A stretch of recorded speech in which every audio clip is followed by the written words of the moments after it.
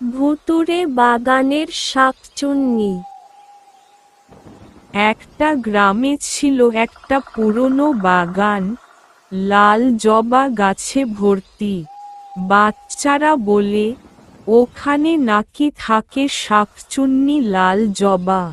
বলা হয়, সে রাতে লাল জবা ফুলের গন্ধ ছড়িয়ে হাঁটে পেছনে দিকে।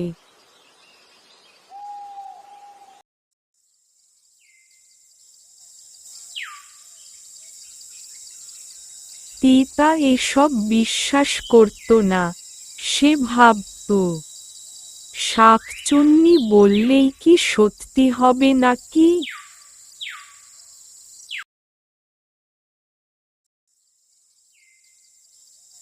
এক রাতে সে চুপি চুপি বেরিয়ে পড়ল তার বিড়াল ভোলাকে নিয়ে।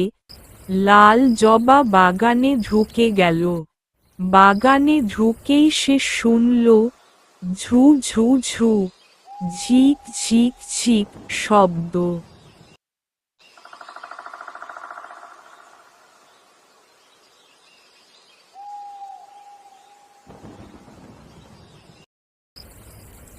তিতা গাছের আড়ালে লুকিয়ে দেখে একটা লাল শাড়ি পরা লম্বা মহিলা মাথা নিচু করে দাঁড়িয়ে।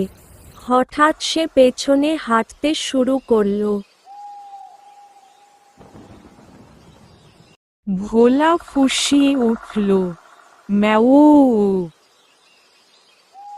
মহিলা থেমে গেল। সে ধীরে ধীরে ঘুরে তাকালো।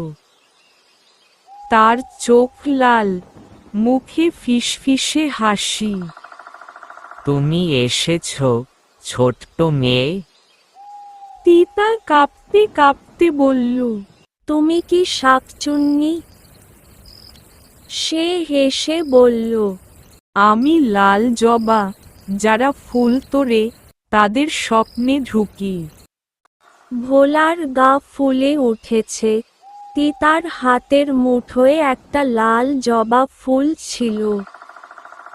তোমার এই ফুল চাই, ছোট্ট তিতা। বিনিময়ে একটা গল্প শোনো। তারপর লাল জবা শোনালো এক পুরনো হারিয়ে যাওয়া মেয়ের গল্প, যে তার মতোই সাহসী ছিল। তিতা ঘুমিয়ে পড়ল বাগানে। সকালে উঠে দেখল সে বাড়ির পাশে শুয়ে আছে, পাশে ভোলা আর হাতের মুঠোয় শুকনো এক লাল জবা ফুল। তখন থেকেই তিতা বুঝল, সব ভূত ভয়ঙ্কর নয়, কেউ কেউ গল্পের মধ্যেই বেঁচে থাকে।